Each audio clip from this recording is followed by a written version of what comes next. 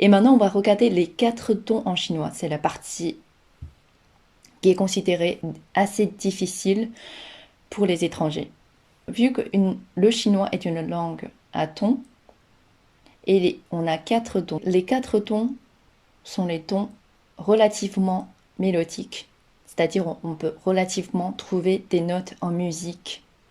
Mais si on regarde ce tableau-là, on peut remarquer que le premier ton est plat, le deuxième ton est montant, le troisième ton est demi-descend et montant, et le quatrième ton c'est descend.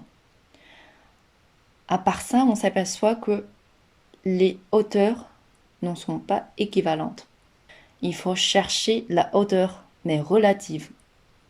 Parce qu'on n'a pas appris la musique, on n'arrive pas à trouver le ton exact. Il suffit d'observer que le premier ton, on utilise une hauteur un peu plus haute. Donc c'est et le deuxième ton, on va commencer par une hauteur un peu basse et puis on va prononcer de façon montante. Donc c'est on peut trouver l'équivalent en français, par exemple quand on répond au téléphone, allô, oui, et le départ c'est encore plus bas. Et le troisième ton c'est semi-descend et puis montant. Donc il ne faut pas faire équivalent comme mais plutôt pour faciliter la prononciation montante. Et le quatrième ton descend, on commence par le départ qui est équivalent, qui est identique au premier ton. Donc le premier ton, c'est on va trouver la hauteur, mais descend.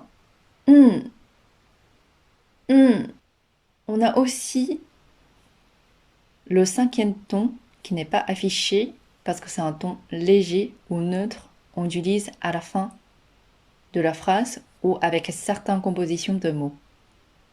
Et dans cette dernière partie de notre cours, je vais t'apprendre comment se saluer en chinois. 如何用中文打招呼. Bonjour, équivalent en chinois, c'est 您好.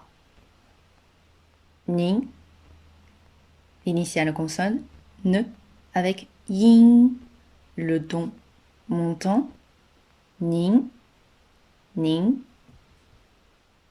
Et après le deuxième caractère, l'initiale he, he, avec ao, ao, hao. Descend montant le ton, hao, hao. Ning, hao, ning, hao. On utilise ce mot dans des contextes assez sérieux, par exemple en réunion dans l'entreprise.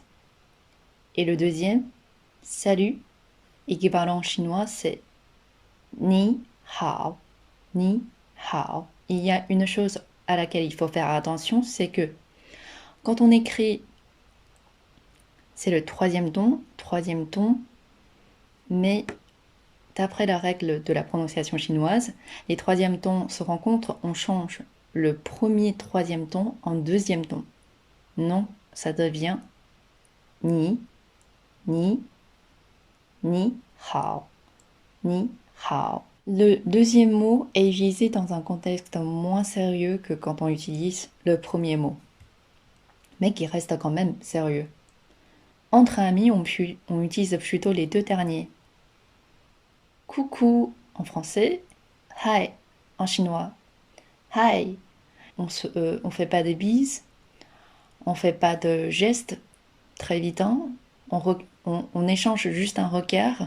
C'est la traduction littérale de l'anglais hi, hi, hi. Donc on a ce caractère hi. Ce mot est très utilisé entre amis. Aussi pour ce quatrième, hello, hello, ça vient aussi de l'anglais. Mais on a l'habitude de prononcer le deuxième caractère avec un ton léger. Donc ça devient hello, hello.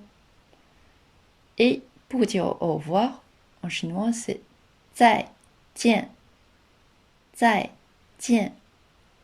Là, on voit la voyelle finale ai, avec z, ça devient zai. Avec le ton descend, ça devient zai, zai. Dans le deuxième mot, on a rencontré deux voyelles finales i, un. Avec le ton descend yan, yan. Avec la consonne initiale ji, donc ça devient jian, zai jian. Au revoir, zai jian. J'espère que tu as apprécié ce deuxième cours qui a l'air difficile. Mais ne t'inquiète pas, avec de la persévérance et de l'entraînement, tu vas y arriver.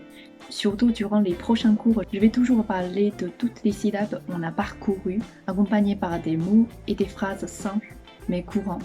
Faut que tu mettes ton apprentissage en pratique.